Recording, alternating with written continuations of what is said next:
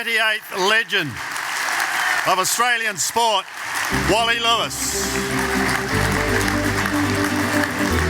And to make the presentation, the Honourable John Howard, together with James Hogan, the President and Chief Executive Officer of the Etihad Aviation Group.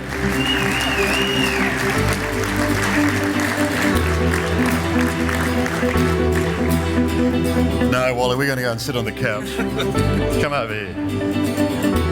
Thanks to John Howard and thanks James also for their input. Have a pew, Wal. Oh dear.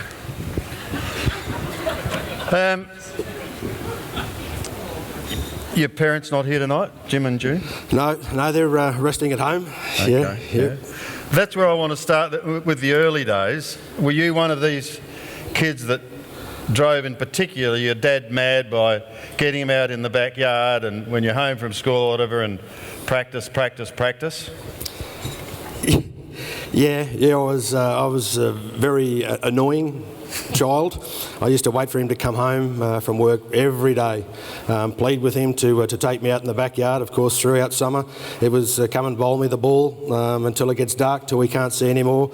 And in footy season, of course, it was come and teach me how to tackle, how to do some kicking, and just stand there and teach me what it was. He was a former first grade player himself and later a first grade coach. So I felt that I had, as a young man, I thought I had the perfect advice coming from him, and he always used to give it to me as I got a little bit older if he thought it was necessary. Is that where you honed your kicking and your passing that early on in your career? I think the kicking certainly started a little bit early. The passing, that went when I went to high school, actually. I went to a rugby union high school. I played league since I was 7, 8 years of age. But when I got to Brisbane State High School, I can still remember seeing a young man by the name of Mark Porter, who was the halfback for Brisbane State High First 15. And he had this wonderful pass, and it was the most perfect pass that I'd ever seen. And of course, every youngster in the school wanted to be just like him.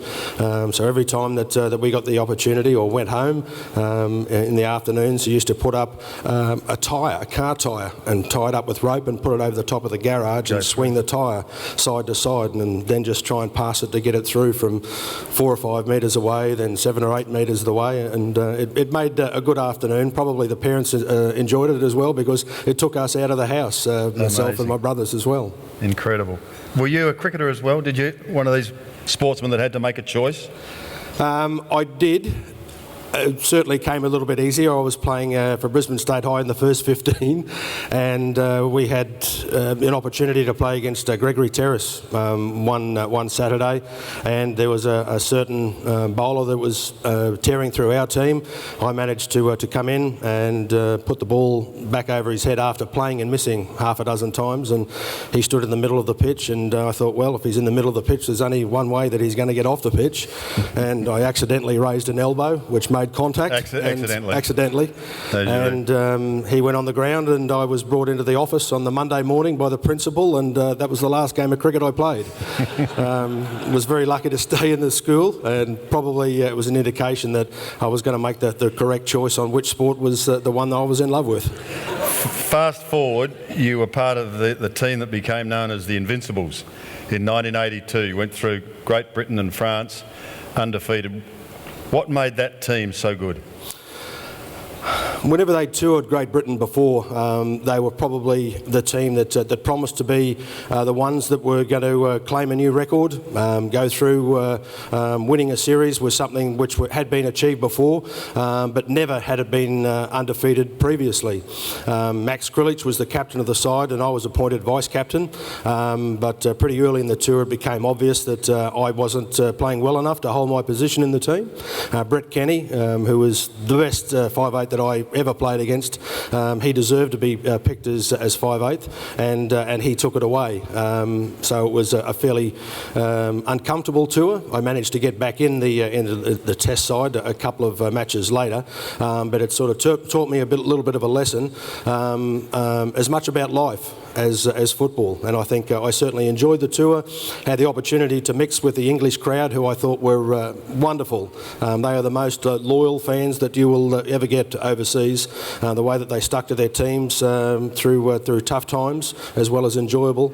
And I really fell in love with the game in England. But the tour itself, missing out on that spot, that hurt.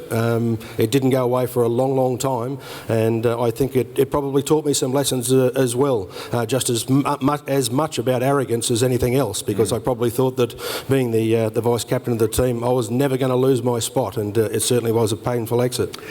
Can I ask you about the second test played at Wigan?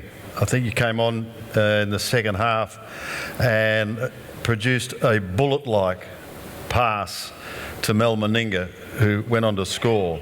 And I've read in several books that it was a pass like that really changed the game. Well, it was a bit lucky. I think I'd managed to spot there was a little bit of a hole out wide, a little bit of a gap. The English players were getting a little bit tired. We were starting to add to the pressure. But the biggest benefit that I'd had by me coming on, some of the players had to shift around a little bit. Brett Kenny moved out to the centres, which pushed Mel Meninga out to the wing, and that was a massive boost for me, because I knew Mel's game backwards and he knew mine. I simply looked at him and looked to the corner, and he knew that was enough communication. I had a look at the English winger, who was standing in a little bit, offering that opportunity to us, and simply threw the pass, and Mal took it. And when you get a guy that's probably about 105 kilos running at top pace, there were no chance of stopping him from scoring. So it went over, and I can remember coming back past the halfway line, and our great coach Frank Stanton was yelling out, "Wally, Wally," and he was wanting to pay a little bit credit for the pass, and I thought, bugger him, I'm not going to look at that bastard, he just dropped me. I'll go on with it. Eventually I got about 20 metres further on, and I waved to him as much to say thanks for giving me the chance, and it certainly was a learning lesson, that tour, one that was a little bit painful, but important to go through it. I learnt plenty of things. State of Origin was your stage, it was your domain. What was it about State of Origin for Wally Lewis? Both of my grandparents lived within 300 metres of Lang Park, which would be like living 300 metres of the MCG. I used to go over there every second Saturday. My grandfather was a barber, and the boys had run over to Lang Park, the footy field, and kicked the ball around. We all had dreams about playing there one day. Eventually that went on. We always used to see Queensland playing there. My dad always used to make sure we'd attend all of the games. And we used to leave disappointed year after year after year. Queensland would be in the hunt for a little while, and then they'd leave devastated. Other matches, we'd be thrashed by 30 or 40 points, and all of the loyal Queensland supporters would go home extremely disappointed. It certainly was shattering. We needed State of Origin to come around. We took the idea, of course, from the Victorians. We openly admit that, but it was a chance to be able to be thrown to the stage and to be able to prove that we could play football. We were Queenslanders, but we could play footy. We had a group of blokes that was enormously talented, and I think it probably dangled the carrot in front of a lot of players there to ask them if they were good enough, and if they thought that they were they prepared to go out there and prove to everybody that they were the best players in the game, and they weren't backward just because we came from north of the border. Were you the team's designated driver? I was. I heard that. In those days we used to have a minibus. I think it was just as much because they couldn't afford to have the big bus going around, taking us all around, and unfortunately there were a couple of incidents where I was driving. Arthur Beetson, of course, the late great Arthur Beetson was in charge, and I used to say to him, "Arthur, I'll drive the bus," and he used to just shake his head and think, "Oh no." Of course we'd get in, and the minibus would start off, and I used to have this little thing about sitting up the front or towards sitting towards the front of the bus, and then just saying, boys, you ready? Everything's about to start. Are we ready to go? Let's have the countdown. Then jump in the driver's seat, and I'd sort of let the clutch out a little bit, and it'd start to hop, and I'd keep hitting the accelerator every now and then. The bus would start jumping. All the guys would get down the back of the bus, and they found that if we had enough guys at the back of the bus, the front wheels would actually bounce off the ground, and then we'd take off. And it was fun for year after year, and all the boys used to say we're looking forward to it. Wayne Bennett took over as coach a couple of years later, and Wayne was a former policeman, and he used to say, I'm not getting in that damn bus. If I do, I'm being a hypocrite, because I'm basically giving you licence to go ahead and drive illegally, when I used to object about that all the time. So he used to go on a run, and we used to say, we're glad that bastard's gone. You know, he can take off, he can do what he wants. We took off, and away we went. And the one rule that we used to have at the end of every training session was get to the bus as quickly as you possibly can, because we knew whoever got into the bus last, he was the one that was going to be walking towards. We'd always leave the middle seat in the very back row open. That was the only seat available, so whoever was last would have to go into that seat, and as we'd take off in the bus, the boys would stick their feet out and trip him. Once he hit the floor, of course, that was it. They'd all jump on top of him. There'd be a stack, piles on. But Peter Jackson thought, I know, Wally, I've been in the team for a couple of years now. What I'm going to do, I'm going to convert this. When he takes off, I'm going to go the other way so that it'll be quite easy. And then I looked up and I saw Jacko planning something, and I thought, I know what he's going to do. He's going to try and run forwards. So he got into the bus, and everyone was laughing. Jacko, your turn, here's the seat, the seat's open. And I took off in the bus, and Jacko thought, now's the chance. And so he started to sprint forward, and I'd only gone about 3 or 4 metres in the bus, and I jammed on the brakes, and he just went straight through the air and went straight through the windscreen, came down, smashed his head on the front dash, and then landed on the floor of the bus, and everybody went quiet. I went, oh no. And I looked up, and he had blood over the front of his forehead, and then he jumped to his feet. He said, if that can't stop Peter Jackson, the New South Wales team are no chance tomorrow night. And away he went. Everybody laughed in the bus, or anywhere near the bus, except one person, and that was the coach. It was Wayne Bennett. He didn't see the funny side of it. So in later years, the licence to drive the bus was taken off me. They said it wasn't a good idea, and I think they used the excuse that we want to ensure that all of our players are fit and well, fit and healthy by the time that kick-off comes. So it was a damn good idea, actually. You had an extraordinary 12 seasons. I think you missed only 2 games, and as we heard earlier, 8 Man of the Match awards. Is there one match or one moment that almost stands out above anything else that you've done in State of Origin? I remember probably 3 moments in State of Origin. The first one was when Arthur Beetson ran on to Lang Park in Brisbane, now known as Suncorp Stadium. I still say that is the loudest noise I've ever heard from that stadium. We'd finally got the chance to see a Queensland hero come home and represent Queensland rather than line up for New South Wales to play against Queensland. To be on the field with him that night, I still can't believe I was lucky enough to do it, and it was extremely loud. The second one was probably Game 2, 1989. We were playing at the Sydney Cricket Ground. We were doing it pretty tough. New South Wales had smashed us to bits a little bit, and we ended up with multiple injuries. We had Mel Meninga fractured his cheekbone, Paul Vaughton dislocated his elbow, Michael Hancock dislocated an elbow as well.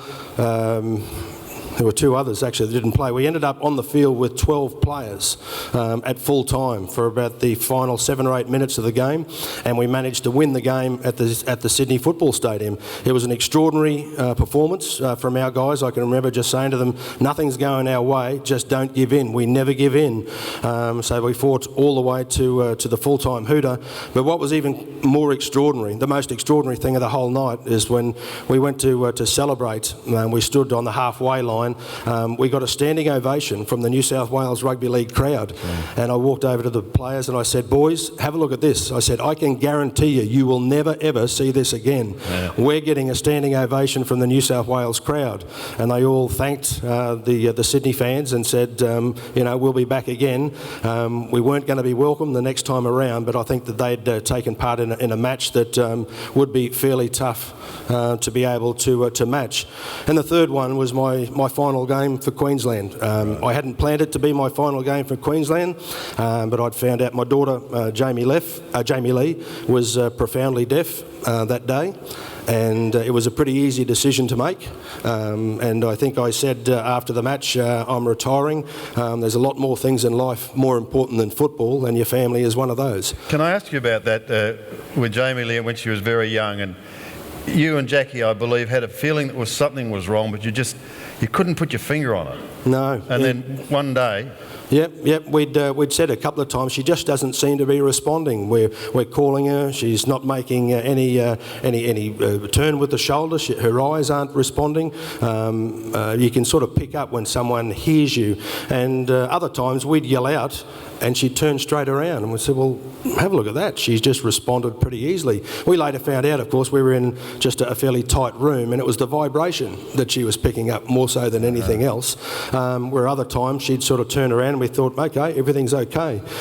But on one occasion, we were living on the Gold Coast at the time, and I can remember we were sitting in front of the TV, and Jackie was washing up, the boys were giving a little bit of help, and a whole pile of plates fell off the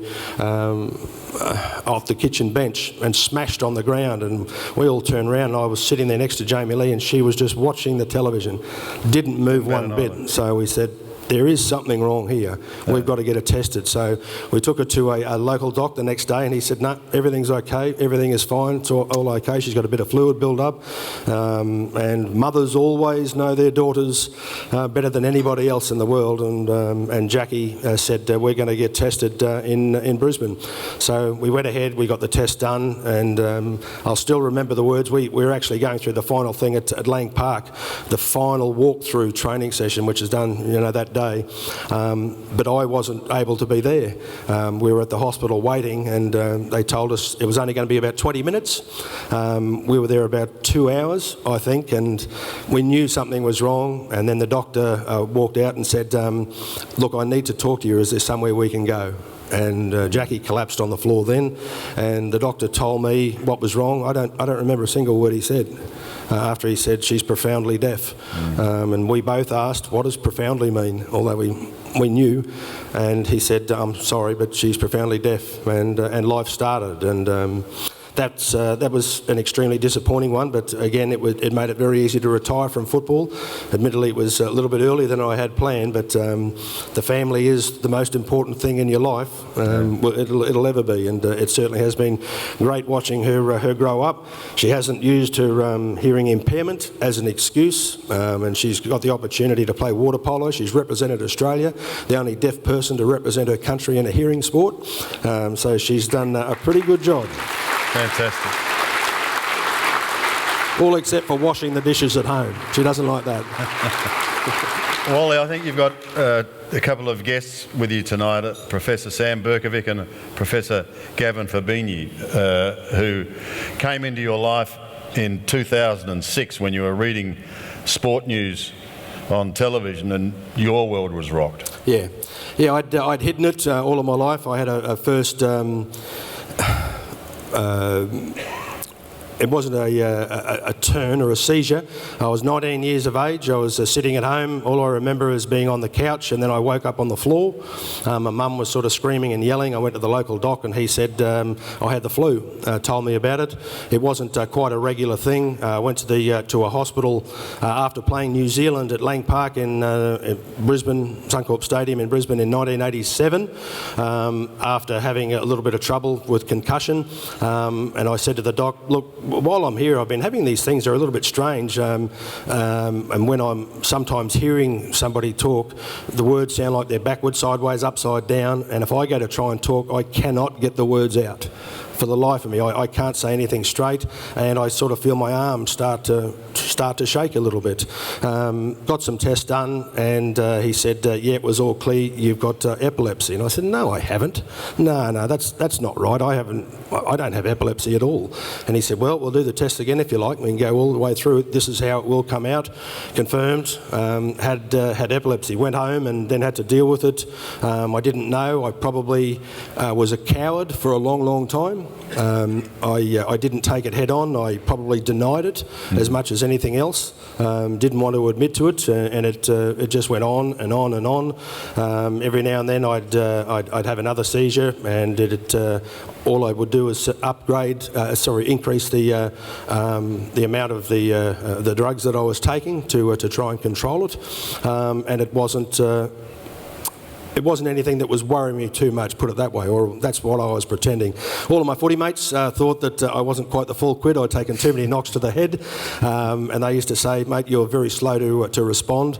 And then, of course, it all came to the fore where I was reading the news in Brisbane one night, and I always used to say, they're funny, the seizures as they're coming on. I said, you're going to laugh at me when I say it this way. I said, but it's like an orgasm. You get these tingles that go through you, and I remember the doc looked at me and said, sorry? I said, well, you get these tingles go through you, and then all of a sudden it hits you. Yeah. So that's the way that things are. It was unusual. I took 2 weeks off work, went back, had another news read, and exactly the same thing happened first night back. So that was it, and I was down in the dumps, and I can remember going to our family doctor, and I just said to him, mate, what am I going to do? Who do I go and see? And he said, well, mate, if you want to go and see the bloke, he said, I don't mean to be rude or insult the other doctors. He said, but if you're after the bloke that's the best in the business, you're going to Melbourne. You're going to see a man by the name of Professor Sam Berkovic at the Austin Hospital. It was all arranged. I went to see Sam. We went through a number of tests, and then I was introduced to the man. He said would, if surgery went ahead, would be performing the surgery, Professor Gavin Fabini, and it was a fairly short one. I can remember the biggest problem originally was that there may not have been a spot for a number of months, 7 or 8 months, and then a few days later I got a call saying a spot had become available. I don't know how or why, but I jumped at it. Had to answer the question again, did I really want to go ahead with it, and did, and certainly that was organised. It was done here in Melbourne, and I felt good. I was away from home, away from probably the family, which made me feel a lot more comfortable, whereas I had my own kids coming down to visit. It was always going to ease me a little bit, and thankfully that went ahead. I've been treated ever since.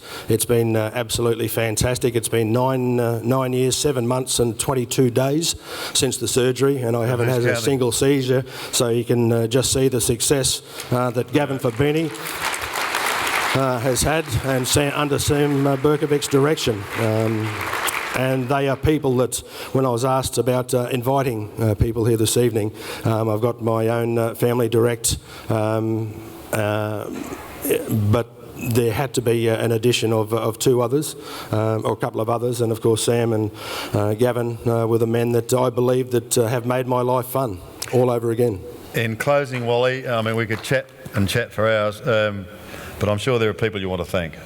Yep, certainly, and it starts with my mum and dad, Jim and June. They were fantastic. They gave me the opportunity to be involved in sport right from the early days. Gave me all the support that you probably expect from your parents, and certainly are delivered without any complaints whatsoever. They were unbelievable in the support that they directed my way. Of course, when I got old enough, it was growing up and doing things and looking to the future, and then I came across a young lady by the name of Jackie Green, and we were only going out a short time when I proposed. I think it was 16 days. So I think it was. Tingles? I can remember. Tell you what, I was getting more than tingles after the 16 days. It went very well though. I went overseas. Things were organised. She came over for a visit. We got engaged over there and headed back. And life just went from enjoyable to absolutely perfect. It was great. And then of course my kids come along. My elder son Mitchell, Lincoln, and Jamie Lee. And as life went on, it was just an opportunity. I'd enjoyed football all of my life, and football had been my life for the vast majority of it, but all of a sudden family was the most important thing that I ever had the opportunity of being involved in. And in closing, the others that I'd like to say an enormous thanks to are all of the teammates. Often we have a look at people that are involved in sport, and they're taking part in an individual sport, which I believe is obviously much tougher than team sports. But being involved in a team sport, I rely on 12 other guys beside me on the footy field every time that I took to the field. Probably asked them to do some ridiculously tough things throughout the career, but every one of those guys assisted me in the best possible way. And the guys that I had on board at the Queensland State of Origin team, boy, I could not have asked for a better group of guys to ever support me. So they were very good. And last but not least, it's the Australian sporting public. And that may sound a little bit funny, but in this country we're blessed.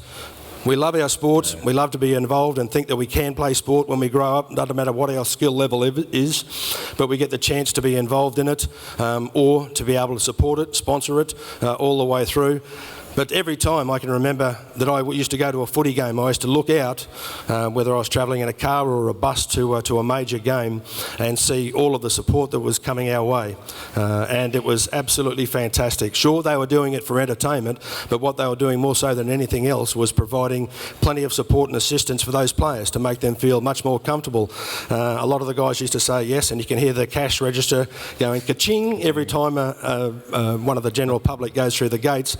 Well, that is fine, but they're also there to give you that great bit of support. It is something that can never be underestimated, and certainly will be appreciated until the day I die. They are the people that gave me so much help on the football field, made me feel so much more comfortable, and made me feel very, very lucky to have been brought into the game of rugby league, a game that has been my entire life since the day I was born. Wally, you've been a credit to the game, a credit to your family, and you are now the 38th legend of Australian sport. Ladies and gentlemen, Wally Lewis. Well done, mate. Thank you very much. No worries. Thank you.